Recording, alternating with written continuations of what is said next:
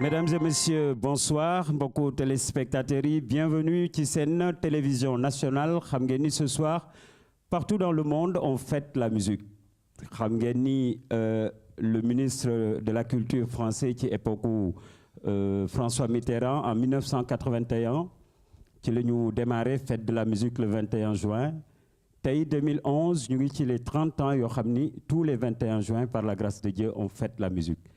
Alors tey on a invité des artistes yoo xam ni gars yi xam nañ leen dans le paysage musical sénégalais, des artistes également yoo xam ni dañuy liggéey de bout en bout ci un produit. Guissé Pène ku ne xam na ni am na fi au Sénégal benn association bu tudd l'association des métiers de la musique. Alors lui c'est le secrétaire général, mais ñun suñu ko soxla wala ñu soxla un artiste ci moom la ñuy rabattre parce que tellement il est en contact avec tous les artistes yi nga xam ne ñu ngi nekk au Sénégal. Alors Guissé tey ce soir mu ngi ci plateau bi ak ñun pour parler de la musique. Guissé na nga def. jërëjëf Prince jërëjëf ñiy seetaan jërëjëf waa RTS am mbégte toog fii donc ñu waxtaan ci li nga xamante ni moo la soxal aussi ñi nga xamante ni ñoom ñoo toog ci plateau bi muy mbirum di jéem a càmbar li nga xamante ni moo nekk ci biir musique sénégalaise. Alors càmbar li nekk ci biir musique sénégalaise suñuy avancé di ngeen di comprendre lu bare suñu mission lan moo tax tey le prétexte de cette émission. C'est vrai c'est le 21 juin mais am nañu également commercial koo xam ni moom it day fabriquer day nekk ci produit du début à la fin nekk ci benn structure boo xam ne mi ngi tudd Produce Art ku ne da ngay gis dañuy gis seen ay œuvres également ñu xam leen ci nit ñoo xam ni dañuy dénicher ay talent ak ay style c'est très important. Ngoné bonsoir. Bonsoir Prince, merci et je pense que plateau bi kontaan naa ci lool. Ndaxte la plupart du temps bu ñuy def plateau yu mel nii je pense que duñu wax trop ci métier bi. Et c'est important donc lii opportunité la pour ñun ñii. Donc wax ci affaire bi mbir mi toj ko jéem a xool naka la ñuy def pour mën a jëm kanam. Alors jëm kanam ci seen émission c'est vrai mais également nekk ak koo xam ni c'est vrai au début il s'est essayé dans la musique nekk ci coon peut-être foofu lay démarrer ensuite il est allé aux États-Unis revenir ak beaucoup d'idées. Alors style am c'est de créer ay concepts pour thématiser un peu la chose. Baba Amdi l'homme de 1000 mélodies donc alors bonsoir Baba.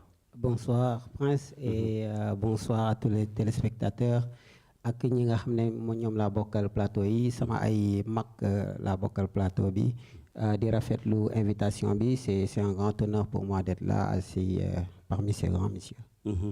Les grands messieurs on peut noter également un ténor quelqu'un boo xamee ni c'est un musicologue mën nañ ko wax il a appris étudier la musique. Également di ko consommer di faire consommer également li nga xam ne moom lay def on retrouve souvent ses œuvres dans des films de cinéma. Jules Guèye moom it laal na tuuti la musique populaire avant muy seet son chemin pour ajouter un peu ce qu'on appelle la musique mbalax ci son style. Alors Souleymane comment tu vas na nga def. maa ngi fi rek Prince. di la gërëm daan la merci de l'invitation. Et ça me fait un plaisir d'être là avec des gens qui s'y connaissent, des gens du métier. Et nous allons vraiment débattre sur la musique et sur les problématiques de la musique. Alors, les problématiques de la musique, débattre également sur la musique. On est allé rencontrer des ténors, des gens yoo xam ne ils ont une expérience de plus de 35 ans de musique. Ils ont vraiment fait la fierté de la musique sénégalaise. Ils ont inspiré plus d'un. Alors ñu xool leen ngeen suivre seen ay réactions avant ñuy dugg ak yéen ci biir seen émission spéciale fête de la musique. La musique dafa nekk loo xam ne lu am solo la pour musiciens yi am solo pour musique bi en général mais sama xalaat mooy xëy na Sénégal fii ñun duñ ko fêter comme ni mu waree. Ndax fête de la musique dafa am ay manifestations yu bari yoo xam ne moom mooy am dans les quartiers en tout cas man ni ma ko gisee parce que yu bari xëy na du ma fekk Sénégal dina fekk ñu dem bitim réew mais dama gis ne foofu dañ ko fay fête bu baax a baax quartier yu bari façon que musique bu nekk dina am pour ñu mën a màggal bés bi daal mais dama gis mooy Sénégal fii duñ ko fête comme ni mu waree donc je pense que bu fekkante ne municipalité yi impliqué woon nañu. Dinañu mën a xëy na permettre à tous les jeunes de quartier ñu mën a am ay manifestations pour éventuellement à l'instar des autres pays ñu mën ko fêter mais je vois que vraiment ça ne se fête pas. Aperçu nag bi may am si fête de la musique 21 juin lu yomb lay doon juste satisfaction am naa ko personnellement par rapport au hip-hop sénégalais parce que ñu ngi ciy gis évolution côté qualité sonore qualité surtout côté groupe yi performance scénique yi aussi ñu ngi ci am satisfaction. Merci. Donc gis ngeen kii c'est un animateur boo xam ni moom it ñoom it il contribue ci promotion de la musique moom son style c'est un peu le hip-hop mu ngi ci underground bi. Omar Pène c'est quelqu'un boo xam ni kenn dootu ko présenter le public c'est un maestro de la musique sénégalaise. Alors lui moom day wax ni ci biir intervention que ni moom sentirul vraiment façon bi ñuy fêter la musique au Sénégal ak par rapport ak ni ñu koy fêter à l'étranger gisee. Oui, jërëjëf Prince bon je crois que il faut tenir compte du fait que il faut nit ñi xam li nga xamante ni moom moo waral d'abord la fête de la musique. Est-ce que la fête de la musique dafa nekk fi pour toujours ñaan ñuy jàppale musiciens yi wala non je ne pense pas que ce ne soit pas la raison de la fête de la musique. Non moom ci contexte am. waaw dafa bari ay plateau donc les municipalités ñoom it dañ ci war dugal seen loxo. pour partout dans les coins et les recoins du Sénégal qu'on sent que ni le 21 juin c'est dédié à la musique. Mais absolument je crois que le 21 juin du nekk du loo xamante ni peut-être ñun xamuñu ko ku nekk xam nga lan mooy la fête de la musique mais la fête de la musique. Ce n'est pas simplement une fête en tant que telle mais c'est aussi le fait de faire de la musique. Il faut tenir compte de ça que un prince su la neexee yow mën nga génne sa buntu kër génne sa instrument wala nga tëgg say bool ba sa yaram neex nga xamante ni tu as fait de la musique. D'abord il faut tenir compte du verbe faire avant de parler de fête parce que la fête en elle-même voilà donc la fête en elle-même nag quoique ñun au Sénégal xëy na peut-être il y a eu des moments où la fête de la musique a été léthargique depuis bi fi Bellorger jóge woon donc on est resté longtemps ça s'organisait non mais Bellorger c'est benn gan la woon voilà benn gan la woon prétexte boo xamee ni Bellorger moo war a tuddal wala del parce que Bellorger dafa demoon ñëw gisee non c'est aussi légitime parce que la fête de la musique nous vient de la France non d'accord mais on en a hérité oui, nous sommes dans le concert du monde. Donc on en a hérité comme tout le monde et ça ne date pas de très longtemps, c'est en 1982, 81-82 avec Jacques Lang. Donc ça ne date pas de longtemps. Mais le fait que les municipalités soient impliquées, je crois que c'est l'affaire, parce que nous avons nos réalités au Sénégal. Il y a eu la commission fête de la musique et cette commission s'est inclue dans ce qu'on appelle la coordination qui était gérée par le ministère de la Culture. Donc c'était l'ensemble des organisations professionnelles yi nga xamante ni ñoo fi nekk ak des associations ñoom ñoo jëloon cette entité-là plus les centres culturels français tout ce qui était impliqué dans la fête de la musique et des municipalités aussi n'étaient pas en reste parce que beaucoup de municipalités aussi organiser la fête de la musique. Alors dinañ ñëwaat ci yow Ngoné est-ce que c'est une raison vraiment ñu teg ko ci gan gu fi ñëwoon alors que Youssou Ndour mu ngi fi il a tellement fait donc il y a d'autres noms yoo xam ne ñu ngi fi ils ont tellement fait dans la musique est-ce que réellement raison la ñu teg ko ci benn nit comme dem na on ne fête plus la musique le 21 juin. Non, pour man du raison.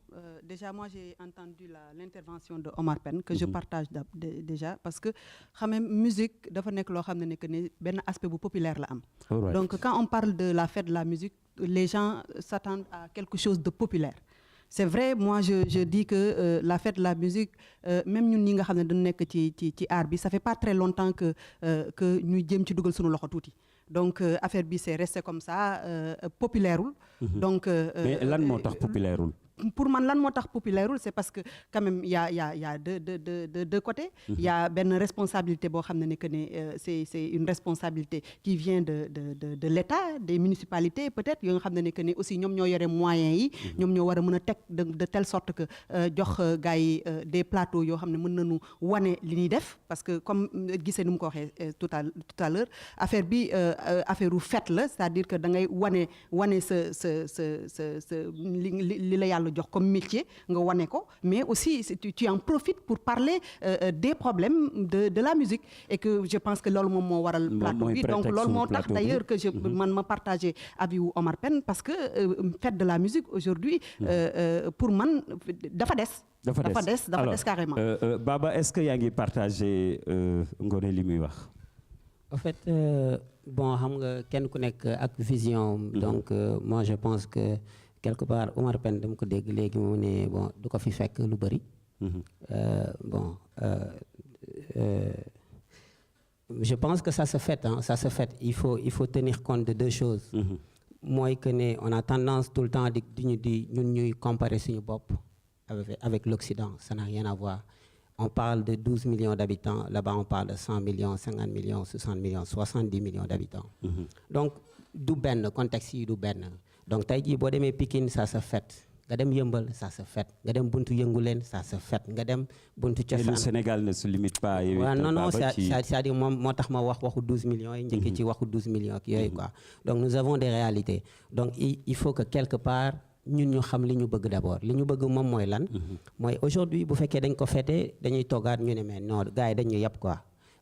dëkk baa ngi metti ñu ngi fêter musique donc quelque part les gars sont un peu compliqués le peuple sénégalais est un peu. Et tu penses que loolu alibi la du gars yi parce que seen métier la. non ku ci nekk ci sa métier ci ngay. moom laay wax c'est-à-dire que moi je pense que ça se fait am na ay coins yoo xam ne ça se fait même bu fekkee ne dañ koy fêter ak tuuti mieux vaut mieux fêter les choses c'est-à-dire et essayer de décourager un peu la médiocrité. Alors loolu dinañ ci dellu si tuuti. Souleymane pour tëj chapitre également les 30 ans de fête de la musique Omar Pène partagé nga ak moom même il y a le jeune animateur là qui dit ci biir émission bi que ni moom réussite la parce que dafay am émergence on voit de nouvelles têtes dans le mouvement hip-hop yoo xam ni dañuy apparaître et là pour moom c'est bénéfique quoi. Bon moi je dirais que c'est bien quand même que gars yi ne fête de la musique mais comme l'a dit Guissé Pène c'est beaucoup plus fête et faire de la musique parce que musique c'est une des formes d'art par rapport à tous les métiers artistiques mooy forme d'art bu gën a accessible bu gën a démocratique si métier artistique moo gën a populaire donc le fait de se fusionner par exemple aujourd'hui c'est un jour quand même qui a été consacré à la musique, c'est pas dire que seulement les musiciens doivent faire la musique. Moi, je dis que tout être humain est un musicien. Avec ton micro, tu essaies d'harmoniser. Alors, Gilles, on est tous des musiciens. Pour démontrer que chacun peut faire de la musique. Alors, donc, dans ce cas, avant de dugg ci beneen élément bi, que yéen musiciens, da ngeen war a teg ay plateau, nous les profanes, ñu ñëw yéeg ci kaw pour faire de la musique. Non, entre guillemets, moi je dirais que c'est pas un problème de faire les plateaux quoi.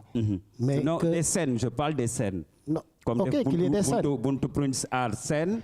On voyait Ndiaga Ndour jouer ou Ibou Ndour jouer, on va demander à Prince de prendre un instrument. On va faire des scènes. Moi, je dis que c'est pas seulement aux musiciens, aux acteurs d'être au devant même du jour même de la fête de la musique. Parce que je dis que n'importe qui est musicien. Un musicien ou un intellectuel, mais c'est un sensuel. Tu es un artiste. Ça, tu me l'apprends parce que pour moi, musicien, c'est un métier. Non, c'est un métier. N'importe qui peut ne non, pas je te dis, mais quand même, les niveaux changent. Tu peux être un musicien à un niveau, par exemple, 4, niveau 5, niveau 6, niveau 7. Mais dis-toi que chacun est musicien. Mousse bi sax boko rombé yek mu ni ñew wala mo mais boko joggé nga gis mu yuxu ba ci kaw. Donc ce n'est que des sons. Okay, il faut savoir les harmoniser, les habiller. Non, man li ma si bëggoon teg, c'est-à-dire que pour rejoindre un peu ce que Baba Amdi disait tout à l'heure, c'est-à-dire aujourd'hui moi je pense que ñun ñi nga xam ne dañu nekk ci métier bi, que mu nekk artiste bi ak ñi nga xam ne ils tournent autour de la musique, c'est-à-dire jamais duñu am plateau boo xam ne que ne dañ fay toog pour mën a débattre ci problème yi ñuy traverser. Tu vois, hein? Donc radio ils utilisent nos musiques, les télés dañuy utiliser nos musiques, il y a tellement de problèmes yoo xam ne que la musique traverse, yoo xam ne que on n'a jamais eu l'occasion d'en débattre. Aujourd'hui par exemple la fête de la musique comme Guissé Pène l'a dit, c'est-à-dire c'est fêtons la musique, c'est-à-dire nanu dis xam nga nu koy traduire nanu béggee musique mais ku nekk ak ce style de béggee bégee ko c'est-à-dire que nit aussi fi nga xamee ne que ne moom lay mën a aw pour bégee fa la mën a aw pour régler des problèmes parce que ay plateau duñu ko jox déjà ñun on se bat derrière pour régler beaucoup de problèmes yoo xam ne que ñun ñi ngi koy traverser yoo xam ne que ne c'est les organisations professionnelles ñi ngi ciy liggéey guddi ak bëccëg ay nit yoo xam ne ils sont dans l'ombre ils travaillent sur ça nga xam ne que ne affaire yi taxaw donc et que plateau yooyu duñ ko am donc aujourd'hui ñun genre jour yu mel nii la ñuy am pour mën a débattre des problèmes pour wax si donc en même temps on fête la musique en même temps on en profite pour régler nos problèmes alors voilà ñu seetaat beneen élément parce que am na ñu dem seeti let's go ñu dem xool. aujourd'hui musique bi fi mu toll fii ci Sénégal mu concerne ñun ñëpp ñoragul pour man togg bi moo ñoragul donc lu ñoragul kenn mënu ko servir à manger comme ça quoi. Moi j'ai l'impression que la jeune génération surtout est très pressée de faire de la musique alors que dañuy fàtte ne musique da nga ciy joxe une partie de toi mu yàgg trop nga am passion bi am pureté bi am patience bi. Ces trois mots-là, c'est les 3 P, c'est clé. La relève n'est pas encore assurée, vraiment. Du loolu man gisuma ko non. bi ñu daan dugg ci musique dañ daan tarbiyu musique dañ daan ànd ak ay grands yu nga xam ni daan demal jàngi école ñu leen di topp di leen tarbiyu pendant des années. loolu moom la xale yi amul tey dañuy jékki-jékki rek ne ay musiciens lañu. Tu te rends compte Sénégal chaque fois boo tourné gis benn chanteur bu bees wala benn chanteur non c'est pas. Il faut ñu togg affaire bi tant que ñoragul nag il faut que la jeunesse soit prête à apprendre ça bu ñu paree pour jàng ñun ñu jàngal leen affaire bu dul dañ tey du dañ ëllëg. non ku ma nee ni Pape Diouf du relève da ngay wax li la neex ku mel ni benn Abdou Guité ku ma nee benn Abdou Guité du relève bi da ngay wax lu la neex ku mel ni benn Carlou D vraiment ils ont les talents qu'il faut. ku mel ni benn Titi elle a le talent qu'il faut pour jël relève bi ku mel ni benn Ami Collé waxuma la Sénégal sax mais bés bu génnoon ci Sénégal sax dem feneen ñëpp reconnaître ni franchement kii am na dara donc relève bi mi ngi fii bien sûr quoi. Côté relève ça veut dire que on entend les mêmes noms il y a les PBS il y a les Daara J il y a les Pifras il y a les BMG 44 il y a les Max Crazy donc amoon na benn période 2004 bu ñuy wax nouvelle génération donc amoon na tendance bu doon juddu mais ñoom aussi seen relève boobu dafa xawoon manqué parce que amul woon suivi ci nouvelle génération bi léegi nag problème mu relève moo am à chaque fois dañuy dégg ñu nekk ci kaw rek mais ñu nekk ci suuf doo xam lan moo leen di téye. La musique est divisée aujourd'hui il y a une partie de jeunes musiciens qui ont compris et qui ont pris connaissance et qui commencent à se décaler pour essayer de faire une musique un peu dépouillée, acoustique et tout ça. Il y a d'autres qui sont toujours branchés dans la musique très populaire. Donc voilà quoi. Grand yi nga xam ne dinañu critiquer chanteurs yi mais chanteurs yooyu dañ leen di woo pourtant pour ñu jouer ci seeni production et dañuy critiquer musique te ñooñu ñoo yor musique yi ñooñu ñooy relève yi.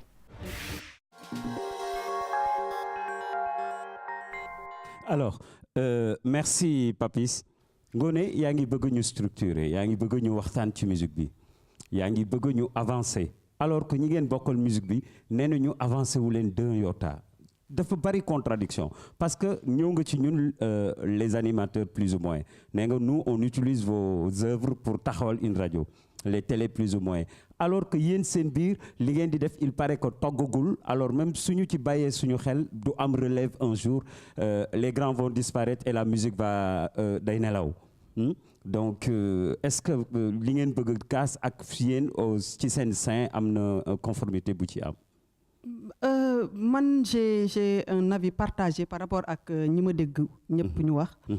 Relève c'est-à-dire il y a ci métier boo gis il y a des choses yoo xam ne dafay ñëw naturellement kenn du forcer dara rien ne se force te loo forcer sax dafa dul egsi c'est-à-dire que ñi émerger ñi nar a émerger avec le temps dinañ xam ndax ñii ñooy relève wala kii moom mooy relève man je vais pas me prononcer sur ça ce que je dis moom mooy que ne aujourd'hui la musique ci jëmu boppam y a beaucoup de problèmes ci kaw ba ci suuf c'est-à-dire nag y a le côté ci kaw mooy les acteurs ci la ñu bokk. non acteurs yi si la ñu bokk. acteurs yi si la ñu bokk. c'est-à-dire que yaa ñi nga xam ne dañu dugg si musique parce que dañ ko bëggu. Ils en font un métier parce que dara aussi boo ciy dugg il faut que nga bëgg ko nga def ko un métier soo ko deful un métier munoo ci am dara munoo ci structurer yaa ñoo xam ne dañ ciy dugg parce que effet de mode la dama bëgg siiw dama bëgg lii ak leneen. yaa ñi nga xam ne dañ ciy dugg am fulla am fayda def si am si carrière les exemples sont là. Papis Konaté il a cité des exemples quand même de jeunes talents. De jeunes talents yoo xam ne ne non man j'aime pas ce mot relève. ok all right j'aime pas ce mot relève. yéen la seen biir parce que l'autre c'est l'autre qui dit que ni amul quand tu dis que tu n'aimes pas le mot. non j'aime pas le mot relève. parce que xam nga lu tax bëgguma mot relève. c'est-à-dire que quand tu dis relève rek tu commences à dire par exemple Baba Amdi wala. mais dans toute chose Ngoné il faut qu'il y ait un choix dañuy choisir. mais naturellement les choix bi di génn. naturellement les choix bi di génn. voilà donc aujourd'hui moi je pense que ne ku ci nekk la yaa ngi sa côté parce que aussi la musique c'est une variété munoo nekk ne ñii dañuy jouer mbalax bi kenn mënu ko fi dindi. c'est sunu su dafay daw ci sunu deret. ok dinañ dellu Ngoné dinañ dellu si yow Souleymane. waaw mais maa ngi rejoindre Ngoné parce que je dis que am na xam ne c'est naturel quoi. Ça se fait naturellement un problème de relève doo toog ni c'est évident qu'il y ait un relève peut-être est-ce que relève boobu am na dina am yenn niveau yi le problème moo di def naa c'est au niveau de la formation non ci télé la ñuy wax Souleymane relève bu amul niveau donc mooy relève amu fi parce que quand on parle de relève on parle de la qualité et de niveau. déglu ma tuuti Prince bo wax la relève bi c'est évident mu am mais par exemple gars yi amoon nañ benn avantage. Madame, c'est pas que je veux faire la musique, forcément je fais le conservatoire. Cet avantage, moi, il faisait de la musique, mais c'est des gens qui répétaient du matin au soir. waaw non dama lay wax rek. nga dem par exemple fii groupe yi ñun la par exemple telle école qui moo fait répéter kër gi ñii ñoo fait répéter. mais maintenant tu vois des musiciens qui sont populaires et qui n'ont jamais répété, qui n'ont jamais joué avec un groupe. Qu'est-ce qui se passe est-ce que dañuy jaay ñu ngi jaay. Qu'est-ce qui se passe non xam nga jaay mën na am. xam nga un tube. c'est pas que c'est un tube moo am une valeur artistique. Ça peut être un tube par exemple oh yeah ñëpp di ko topp di ko way mu doon tube mais amul valeur artistique. et loolu moo am suñu musique bi wala. cette valeur artistique est-ce que loolu moo am suñu musique bi wala. des tubes yoo xam ne amul valeur artistique. mais on en trouve plein. mais ce qui est important moo di. loolu yëpp dara rek moo ko mën a protéger mooy il faut qu'il y ait de la formation yi du musicien yi rek de il y a les musiciens il y a les animateurs. Non, mais je ne suis pas... bon, moi je dis, je te respecte beaucoup, mais les gens qui ont plus de 30 ans de carrière, ils n'ont jamais eu de formation, sinon que dans les écoles traditionnelles, comme Guenteyi, Mbapati ou Kasagi. Mais c'est une formation, c'est bien ça. Mais nous dans les Mbapata. Moi, quand tu me parles de formation, je fais allusion à des écoles où on te dit lis cette note, ni le... Tu sais, si on parle de formation ici, au Sénégal, c'est le conservatoire. Oui. Moi, j'ai fait 15 ans au conservatoire. J'ai fait 15 ans au conservatoire. Je suis sorti avec mon prix. C'est ma première médaille de solfège. Enseigné pratiquement 3 ans. Je me suis retiré pour vraiment faire de la musique. Oui. Mais comme Ngoné l'a dit, faire de la musique, il faut être passionné, il faut l'aimer. Alors, Baba. Bon, toi qui viens toujours avec des concepts pour innover dans la chose musicale. En fait, moi, comme Ngoné l'a dit, moi, c'est tout à fait naturel chez moi. Moi, quand je suis devant le piano, je ne fais que de calculer de midi à 14h. C'est-à-dire que c'est très naturel. Je suis là. Je vais faire lan def sama loxol note day juum sax laal benn note et je développe sur ça. Mais idée de départ dama koy am dama naan lan laa bëgg a def ren. Est-ce que li may def dama ci def way wala ay kër rek lan lay am. C'est-à-dire que c'est un choix. Et moi, je pense qu'aujourd'hui, que chaque personne doit respecter le choix de quelqu'un. Donc, ça, relève amna pour yow. Non, en fait, Ngoné wax là d'accord. C'est-à-dire que c'est le mot, par exemple, lañu wara jël rek tek ko feulé. Mot bi ci bopam.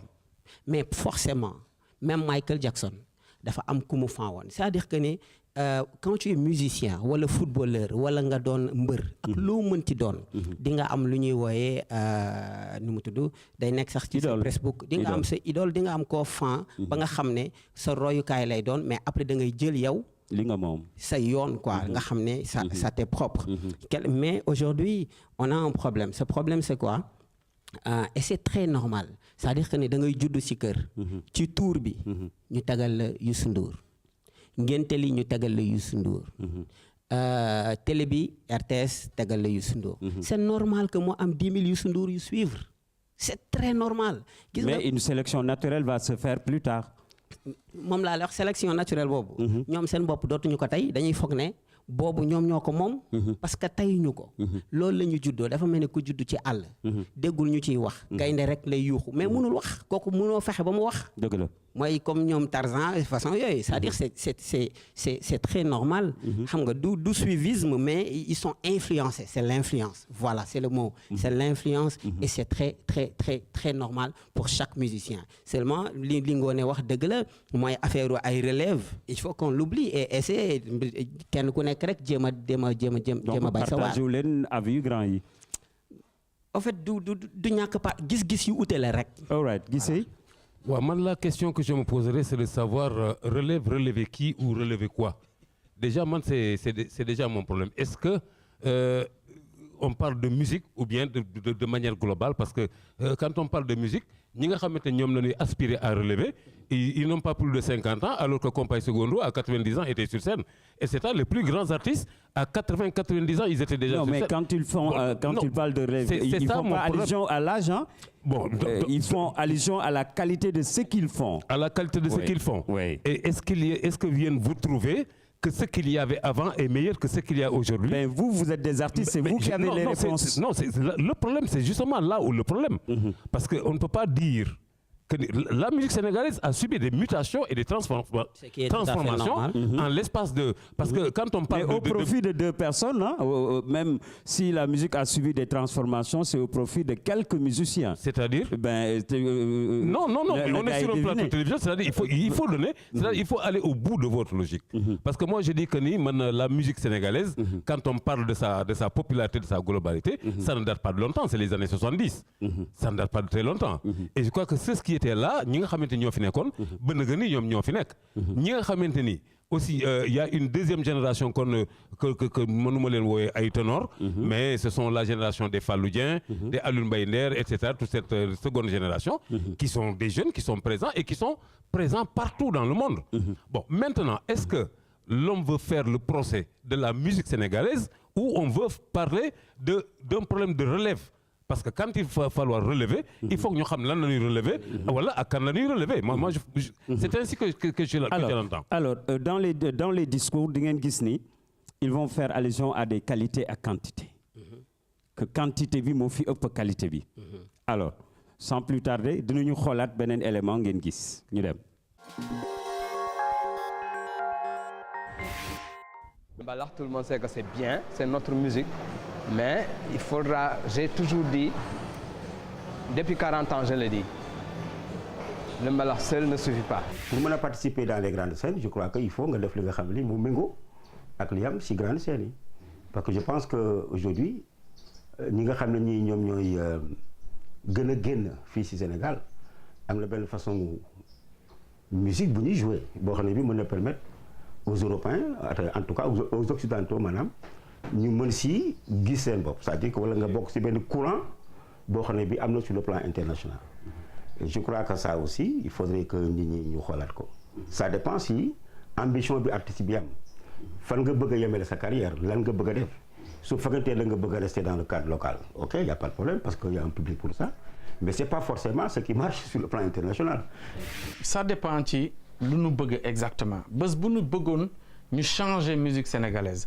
Nous changer mbalax bi jël rythme yi changer ko selon ñii di ko critiquer bon bés bu ñu ko changer est-ce que dina neex sénégalais yi c'est à voir parce que li ñuy wut pour mu neex la d'abord sénégalais yi est-ce que tey bu ñu jëlee mbalax musique sénégalaise changer ko dañ koy changer pour mu neex keneen mais est-ce que dina neex public bi nga xam ne moom moo dëkk fii ci Sénégal parce que ñun mbalax nañu xam te ku ma ne mbalax bi neexul wax dëgg yàlla am na soirée yoo xam ne day fees dell nit ñi dañuy apprécier am na yenn production yoo xam ne day génn tey ku xam musique dëgg dina apprécier Youssou Ndour day mbalax ba mu saf-sap et pourtant dañ koy fecc en Europe. Moi je dirais la musique sénégalaise mbalax particulièrement c'est 20 sur 20.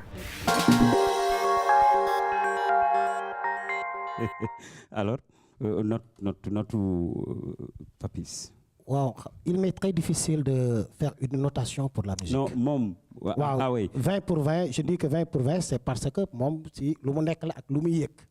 Mais Pendant moi, il m'est très difficile. tu es à la recherche d'une autre musique. Bon, moi, je dirais que, tu sais, en musique, c'est plutôt une éternelle source. Une source vraiment qui ne tarit pas, quoi. Il faut que tu saches ce que tu veux. Mais la femme, c'est le premier problème de la musique sénégalaise.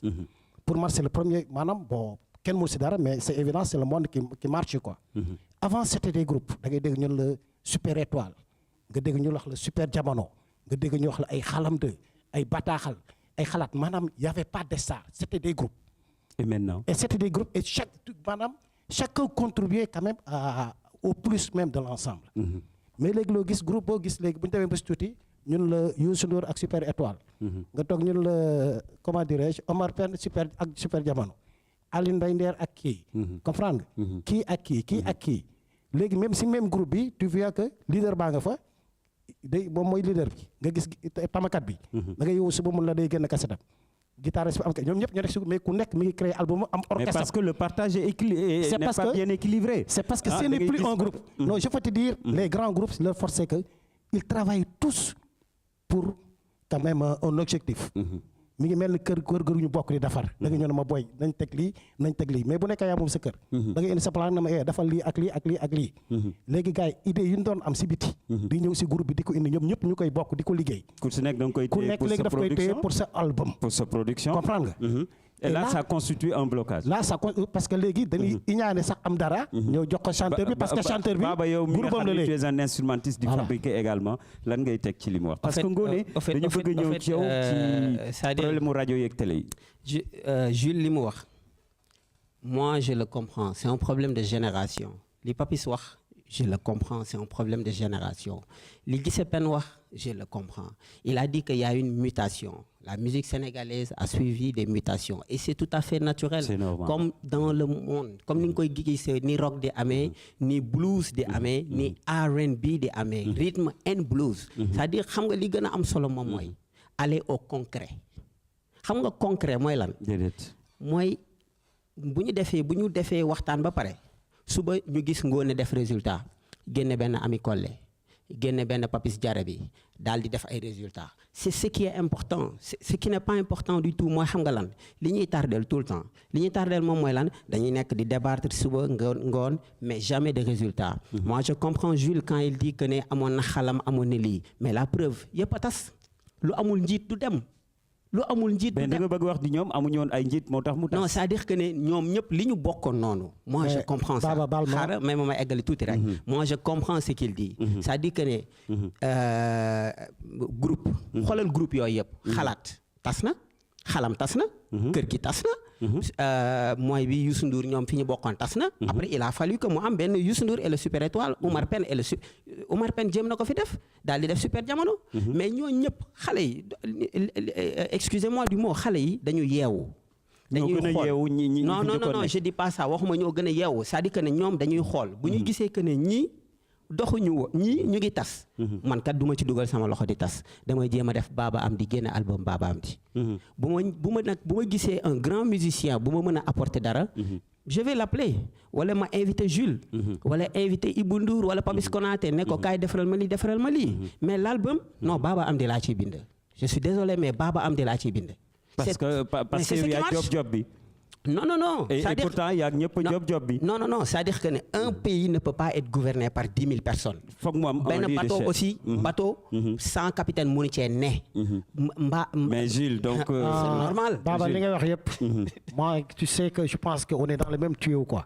On est dans le même tuyau. Mais tu sais... Jules est leader dans son groupe. Non, ouais. Je dis que on est dans le même tuyau.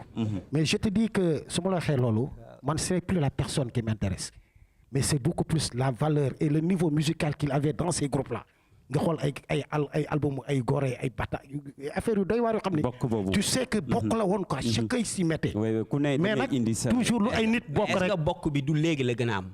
man damay dog Jules ci benn affaire. c'est-à-dire que Jules bi gënul am léegi. désolé parce que yow benn bloc de musiciens yoo xamee ni. non laajal Ngoné du ma bàyyi ma fen. gisee bokk bi amul parce que toi tu es en train de créer benn bloc de musiciens boo xamee ni ku leen soxla ci yéen ngeen di jaar parce que. dañu bëgg retrouver leur valeur. grand may ma tuuti Prince doguma la. laajal Ngoné lu tax ma ne ko bokk tey la gën a am. Prince Art yow yaa ko cité léegi. Prince Art c'est un label privé. oui xam nañu qui travaille parfois ak Mille Mélodies def ni privé boo xam ne si tu veux c'est son concurrent. Baba tu te kii wax démarques léegi un nii peu. ci télé bi Papis Konaté.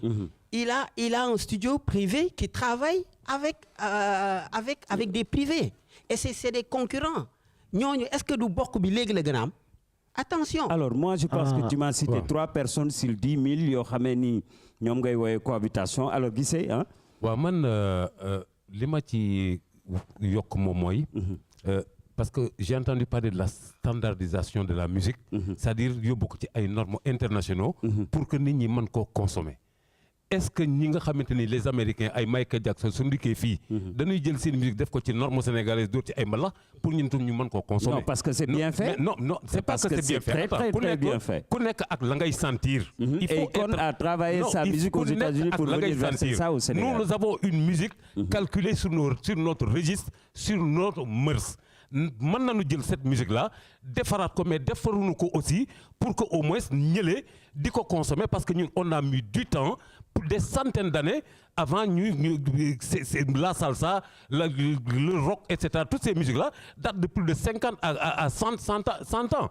Alors que la musique sénégalaise est une nouvelle musique qui subit des mutations et je crois qu'il faut que ñu jox ko jot pour que ces mutations nekk à l'appréciation loo xamante ni xëy na peut-être danañ ko mën a consommer pour mën ko exporter mais pas exporter ko calquer ko sur le modèle de ce qui se fait en Europe. Moi si je vais aux États-Unis di sol ay costumes je crois que je suis beaucoup plus guignol mais su ma solee sama sabadoor bu rafet dóor sama mbaxane kaala romb ñu ne voilà un Sénégalais voilà donc li lu am nanu ko jël même su fekkente ni dañuy tëju defaraat ko améliorer ko mu nekk loo xamante ni ñun tam dañu koy jaay parce que li ñu am nañuy jaay waaye duñu jël ay réplique di jël yëfi jàmbur bëgg ko def nag suñu musique ce n'est pas une logique. mais gisee nga baal ma li nga wax yëpp ànd naa si mais quand même dans toute chose nit ki ak niveau boo am ak lu la yàlla di jox maanaam am na yoo xam ne c'est inné nit ki daf koy am mais comme lu may wax rek toujours ma ni musique quand même dafa am ay division am ay mesures am ay cycle am ay harmonie xam nga loolu nag quand même nit ki mën nga di yëg musique di def musique mais jéem a la xam loolu mooy lan loolu mooy lan ça c'est hyper important c'est pas qu'on fait de l'emprunt totalement aux Américains ou aux Français mais ñoom ils ont eu la chance de pouvoir faire la transcription musicale ils ont la chance de pouvoir donner une certaine pédagogie à la musique mën a def yenn analyse harmonique yi mais loolu nag parce que may ma tuuti rek dama la wax gis nga kër boo koy tabax nga jël briques yi nii rek yéegal ba si kaw d'accord tabax nga kër mais il faut que mu am fondement boo deful fondement ngelaw lu bare kër ga la day dem kon nag qu'on soit sérieux le problème c'est la formation am na yenn émission yoo xam ne du ma tudd seen tur dama leen di respecter mais bu seen production bu génnee ils puisent des Américains ci leen seen ay son ñoom ñu ngi koy woowee ay concept peut-être mais c'est de l'emprunt dañ ko jëlee ci nit indi ko chaque jour ñu génnee production yoo xam ne du début à la fin dañuy jël son wu jàmbur def ko ci biir pour pouvoir vendre le son. donc à dire que le mbalax c'est la musique du Sénégal ou c'est la musique sénégalaise. loolu c'est un autre débat c'est un rythme boo xamee ni prisé par le grand peuple. alors et finalement c'est devenu quelque chose qu'on consomme en masse. je crois que quand on nous écoute et quand on nous regarde. il faut que ñu wax loo xamante ni nit ki dina ci mën a jëlee njariñ. je crois que le mot mbalax. ci boppam dafa am une étymologie. une étymologie boo xamante ni xëy na peut-être moom moo ko dugal ci suñu biir musique ba mu am ci benn appartenance nekk ci quelque chose boo xamante ni peut-être moom moo koy ràññee mais il n'y a pas que le mbalax. Je crois que la musique sénégalaise, mais ce que fait Cheikh Lo, ce que font les Papes et Cheikh, etc., c'est de la musique sénégalaise. Que pourtant, nous tournons partout. Ben oui. Nous tournons partout. Mais du mbalax Youssou Ndour, il te remplit Bercy à partir de li nga xamante ni moom lay tëgg file te du ngeen mën di ay Sénégalais donc ñoom ñoo fay nekk. Mais je crois que nee naa la bañuma que ni ñun lii ñu am war nañ koo mën a gën a yokk. mais ñun loolu la ñuy wax gisee ci loolu la ñuy débat mais quand même partant de li nga xamante ni moom moo fi nekk bañ cee def abstraction parce que ce n'est pas que du négatif. mais on est tous d'accord parce que Youssou Ndour pour me présenter aux yeux du monde. Il est allé voir wala donc côtoyer de grands noms de la musique mondiale comme Peter Gabriel pour mën a xool am benn espace boo xam ne nit ñi dañ koy gis mu am beneen horizon di surfer ci yeneen fief yoo xamee ni lu bokkul ak moom. Il est parti ak li mu moom dem jël loo xamee ni daf ko jël ci keneen. C'est valable du côté de Néné Chéri ak keneen ak keneen. Ça c'est très valable mais guys, des artistes comme vous ñoom ñooy disserter ñooy wax. Nous on ne fait que suivre ce qu'ils disent. Ngoné lan nga bëgg a wax. Je reviens toujours si li Omar Pène wax sànq. C'est-à-dire quand tu fais de la musique. Il faut nga xam yow fan nga bëgg a jëm d'abord. Omar Pène il a dit un point très très intéressant moom mooy que soit tu veux avoir une carrière nationale soit tu veux avoir une carrière boo xam ne que ne fu nit toll daf lay dégg boo bëggee nag fu nit toll di la dégg monde bi yëpp duñ ay sénégalais.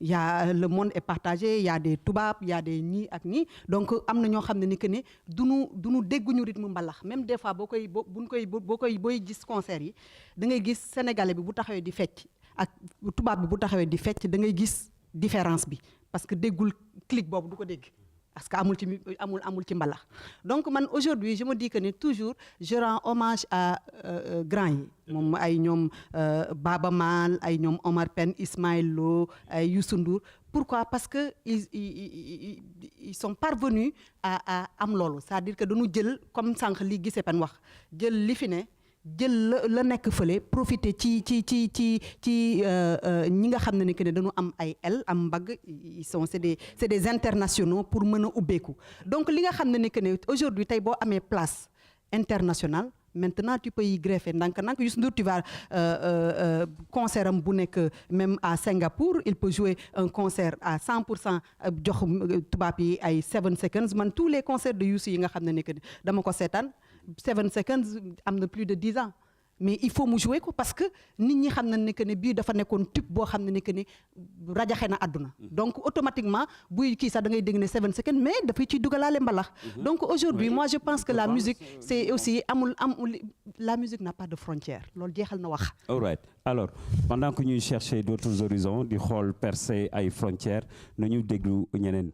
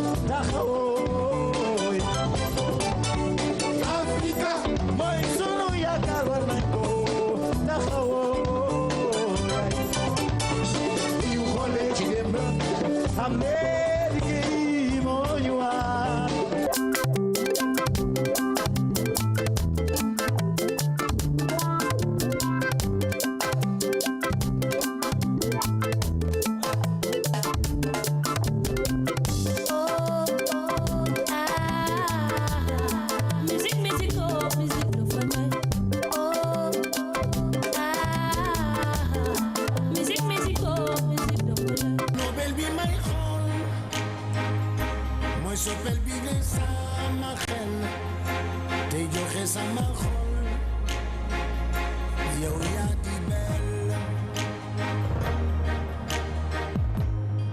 sa bati mel ni weer sa taar jar na lu ne xale bi la yaay sama médecin saa yu ma la gisee damay bien bëgg naa la.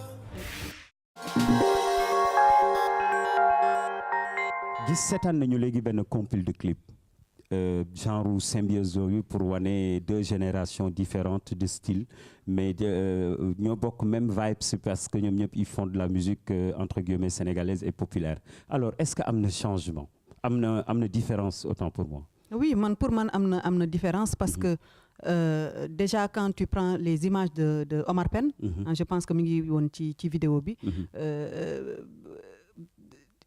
Li ma bëgg expliquer moom mooy que c'est-à-dire la musique. bi ñoom Omar Pène ak ñoom Youssou Ndour Thione Seck daan def démb. boo ko indee ba tey day dox. Oui. am na ñoo xam ne rek la ñuy consommer ba tey day dox moo tax les radios musique démb non je veux dire de ba tey day dox c'est-à-dire que même ñoom seen ancien morceaux yooyu suñ ko jëlee remixé ko ba tey dafay dox mais maintenant est-ce que aujourd'hui la musique bi nga xam ne ni que ni les jeunes talents moom la ñuy def ndax demain dans 20 ans buñ ko tegalee sunu ay doom yi wala sunu ay sët yi ndax dina dox ci ñoom xaw ma ndax comprendre nga fi mu bëgg wax donc pour montrer un peu que y a une très très grande mutation mais xam nga tax muy doguma la ci Fesman bi dama nekk ak Jacob ñuy waxtaan comme moi j'étais le présentateur bi ci Fesman bi mu ni li ko jaaxal mooy dafa am génération boo xam dañ leen fekkee taxaw ak seen ay doom yoo xamee ni seen ñoo topp mbagg ak ay xale yu ñu uuf nee na ñetti génération yu yëpp ñu ngi concentré wu ci ñoom te di leen tàccu parce que xam nañ ni ñoom li ñu doon def c'était quelque chose de bien réfléchi bien mûri revu et corrigé proposé ko nag à la masse donc musique yooyu c'est des musiques bien faites pour man. Non, voilà. Pour égaler, excusez-moi, c'est-à-dire c'était des musiques bien réfléchies mais il faut savoir que aujourd'hui taux de jeunes bi doon def musique avant. ak bii def musique léegi dafa ute bu njëkk ba nga daan def musique. dafa ute en qualité. non boo njëkk ba boo daan def musique. sa ay waajur dañ la koy aaye. Moi, je viens d'une famille griotte, mais tout le monde connaît l'histoire de Youssou avec mon père. C'est-à-dire, de fa bañoon carrément que mu def musique parce que daf ko ne boo ci duggee da ngay kii donc apparemment jeunesse bi autant doonul woon seen neexu leen woon trop. da nga daan gis moi je me rappelais bi man gën a nekk xale pour ma dem baali Youssou Ndour c'était un problème pour moi ay matinée disco moom ma ko gënaloon. Mais aujourd'hui, c'est-à-dire avec l'avènement de disons le monde a complètement changé. Donc tout le monde veut devenir star. Que nga mun way que nga ñàkk mun a way. Donc chacun fait à sa manière. Donc mutation boobu donc dafa doy waar quoi. Donc aujourd'hui la musique est devenue beaucoup plus populaire. Que comme sànq li nga doon wax ñoraay bi quoi. Mais voilà. c'est-à-dire doguma la. boo seetloo problème bi ñu am fii moom moo am États-Unis moo am France yow booy déglu tey Lionel Richie da ngay am benn yëg-yëg bu doy waar. all night long. billaahi booy déglu ay Jackson 5 da ngay am ay yëg-yëg yu doy waar. Marvin Gaye. waaw nga yéegaat ba ci kaw. nga déglu Michael Jackson boo xam ne 2 ans la def. doo yëg affaire yi quoi mais Thriller boo ko dégloo da ngay. doo yëg affaire yi. nga ne mais qu'est-ce qui s'est passé est-ce que Michael bii mooy way wala Michael bu njëkk mais parce que xam nga bu njëkk lan la woon. dama lii laa sentir lii laay way mais léegi bu fekkee da nga am benn ngóone bu nekk sa ginnaaw ak loo way lu mu neex ngóone mun na ñëw parce que ngóone moom labelam dafay ñëw mu ne Ibu attention Ibu lii neex na trop mais lii du jaay je suis désolé. Je suis pas d'accord avec toi. Voilà. lii mën nañ ko xoolaat nañ yokk mbalax bi non c'est juste dire que ne aujourd'hui tu es obligé. Est-ce que non nous dans notre label ça se passe pas comme ça c'est-à-dire aujourd'hui débat bi neex na trop. Aujourd'hui c'est-à-dire ñun en tout cas quand je parle de nous à Prince Art c'est-à-dire nous on fait de la musique comme grand bi lu mu wax because we feel it. Mais c'est normal. Parce qu'on est sur l'histoire de notre famille, tout le monde le connaît, ñun ci musique la ñu judd. loolu rek la ñu xam. Donc ko bëgg moo tax ñu koy def. Prince may ma tuuti rek. C'est-à-dire que xam nga fu ma koy rejoindre. Mooy quand il parlait de ay boo doon déglu ay Marvin Gaye ay ngay déglu ay Whitney Houston bu njëkk. Moi je me suis rappelé, j'avais voyagé dem ci Virgin Records nga xam ne que ne maintenant les maisons yi jaay les disques dañ ciy dugg doo toog ci gis kenn. Parce que nit yi jëndatuñu disque maintenant c'est l'époque des MP3 wala ay affaires yooyu. Billahi dama taxaw di jënd j'ai acheté pratiquement presque 300 pounds de disques anciens disques loo munti xalaat ay Motown ay Michael Jackson li nga xam ne dama ko daan parce que la musique était bien faite ou tu étais nostalgique? Non, j'étais nostalgique. All right. Bon, pour être très courant, moi gis naa sélection clip yi. C'est vrai que il est facile de faire un son, de chanter là-dessus, de prendre des images et puis voilà quoi. Mais je dis qu'actuellement il faut que les gens soient conscients que la musique actuellement mi ngi def benn transit. Mi ngi def benn transit. Les données commencent à changer. Maintenant, c'est des clubs de jazz, c'est des restos, c'est des cafés. Mais c'est grave. Et puis, je vous dis une chose que et c'est évident parce que tôt ou tard, les gens seront sélectifs. Il faut que les gens évitent d'écouter de la musique avec les pieds. La musique, non, mais la musique, mais on l'écoute avec... Voilà. On n'écoute pas la musique avec les pieds. Mais écoute-moi bien. Non, je te dis, ça c'est évident. Il faut qu'ils arrêtent d'écouter la musique avec les pieds. Avec les pieds. Et puis ça a arrêté ces grands concerts ou bien, par exemple, ay Sayal, ay Kilimanjaro, orchestre bu nekk fee si kaw gars yi nekk fii di fecc. Gars yi bu ñu feccee ñaari morceaux sonn nañu. Il préfère aller dans les restos gis benn Cheikh Lo benn Souleymane Faye benn Pape et Cheikh benn genre Yoro nga ànd ak say xarit wala ànd ak sa jabar toog reer gars yi di la jouer normal 2 heures du matin mu tas mais soirée yi commencé 2 heures et demie 3 heures du matin pour aller à 5 heures c'est fini. Alors Guissé oui. Ah oui c'est une question de génération. C'est une question de génération. Voilà, c'est une question de génération. Man j'aimerais rek en rajouter que non mais c'est mieux aussi Balma Guissé c'est bien. Et pour maintenant, pour même le niveau des musiciens, il faut que ça fonctionne, ces cafés et ces clubs de jazz. Parce que le niveau des musiciens est trop bas. Le niveau est trop bas actuellement. Man, bi ma xoolee symbiose clip yi, c'est-à-dire je me suis dit, mais ñun yan nopp lañ daan dégloo. Parce que je crois que confort d'écoute bi nga xamante ni moom moo am c'est-à-dire avec cette évolution technologique. Et quand je réécoute yu njëkk yi dama ne man mes oreilles sont agressées. Pourquoi? Parce que bon, c'était de la musique, mais vraiment qu'on écoutait dans un inconfort. Le son du disque.